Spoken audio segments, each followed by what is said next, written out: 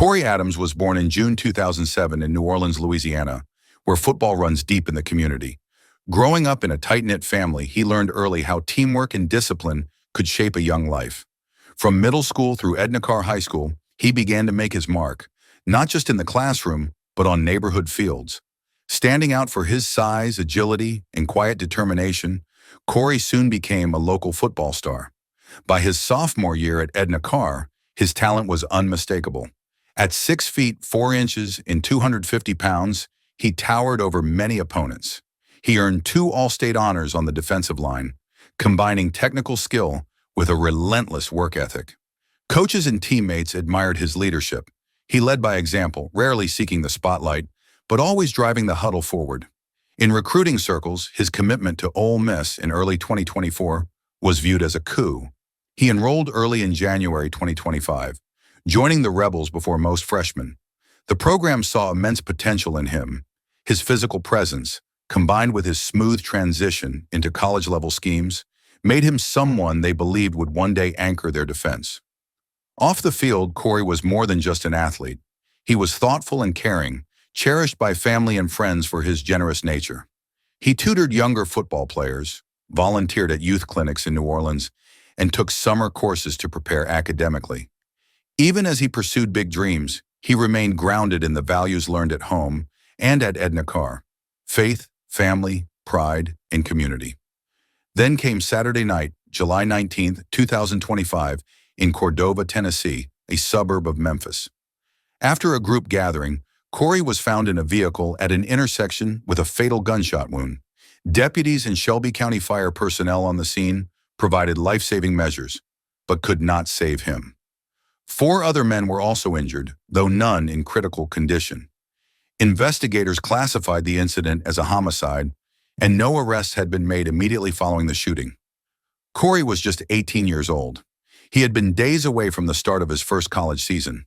The Ole Miss football program issued a statement expressing devastation, offering condolences, and asking for privacy for his grieving family. They emphasized how Corey had impressed them with his maturity and promise, on and off the field. Meanwhile, his old high school team, the Edna Karr Cougars, remembered him as more than a football star. They called him a friend, brother, son, and student who inspired peers with his integrity. A post spoke directly to Corey's impact. "This wasn't supposed to be the end of his story," they wrote. "We are heartbroken and tormented to pieces." It forco. Corey's star had been rising fast. At Edna Karr, he helped anchor a defense that recorded state playoff runs. He had been instrumental in recruiting campus visits to Ole Miss and learning complex defensive systems. His teammates admired how he handled recruitment pressure: cool, focused, never cocky. Among those who saw him play, there was a sense that Corey was more than raw talent. He was a builder of culture, of unity, of trust. He took freshmen under his wing in spring training. He attended team dinners.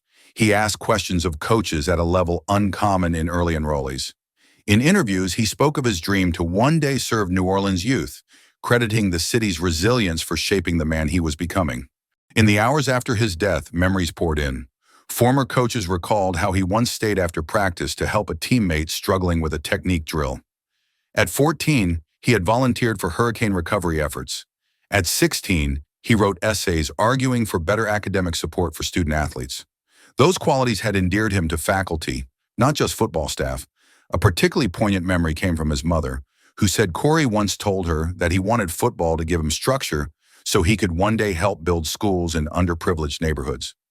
His grandmother remembered him as a boy who often asked, "Can we plant more trees?" And he did, volunteering on community greening projects along with keeping his athletic schedule heavy. In Cordova that night, such ambition was abruptly halted. Investigators found multiple shell casings. Only one vehicle was involved. Early reports indicated it may have been a gathering that escalated. Details were still emerging. Shelby County authorities appealed for witnesses or anyone with information to come forward. Ole Miss canceled its spring training schedule for that weekend. Coaches wrapped arms around teammates in the locker room, many of whom had looked up to Corey. The freshman class, some of whom had bunked with him at dorms, wandered campus stunned.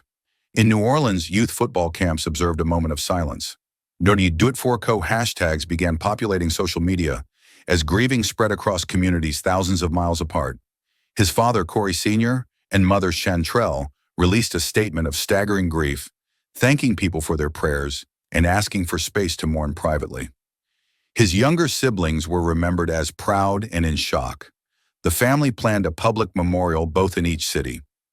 In the broader college football realm, analysts paused discussion of rankings and spring performances. Headlines shifted to safety, policing, and the vulnerability of athletes in off-campus settings. Conversations emerged about whether school programs needed to do more for mental health, personal security, and support for vulnerable young men venturing far from home. But above all, peers remembered Corey's kindness. A close friend said, "He was the one who'd buy lunch, then ask a teammate to eat it with him." A rival high school athlete from another team spoke of being awestruck by how he talked strategy, never trash talk after the final whistle. A university professor recalled Corey staying late to discuss sociology readings from his freshman class. At 6 feet 4 inches, he had once joked that he looked like he could be a basketball player, but his heart always belonged to football.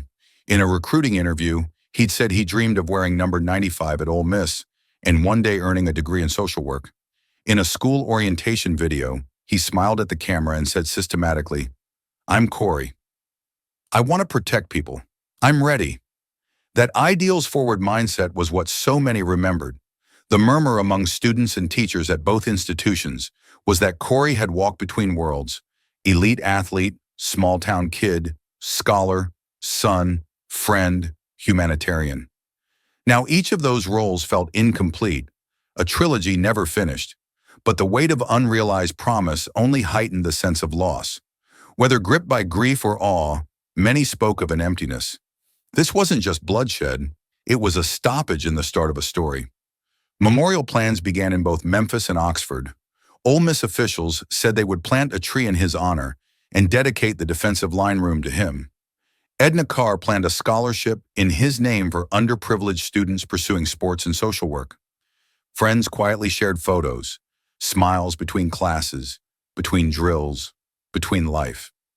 As the homicide investigation continued, national conversations began circling, re-examining campus culture at night, athlete safety off campus, and community engagement. Supporters called on Ole Miss and peer institutions to partner with law enforcement proactively when young athletes crossed state lines to settle in. Even amid questions, one thing felt clear. Corey's story had already begun to matter, because for those who knew him or watched him play, it had always felt like the real story was just beginning. And now that tragedy had cut it short, his legacy was to remind everyone that life, even at its most promising, is fragile, too precious to forget. Corey Adams may never have taken a single college snap, but the way he lived, on fields and classrooms, with family and community, became his full testament. In the hushed wake of Saturday night's violence, people in Memphis, New Orleans, Oxford, and beyond found themselves asking a simple question: what would Corey Adams have done? The answer shaped their grief into purpose. Whether fundraising, mentoring, speaking against violence, or just looking after a teammate, they carried forward the kindness and purpose he embodied. Do It For Co became more than a slogan, it became a charge. At 18, surrounded by shells and sorrow in a Cordova intersection, he died.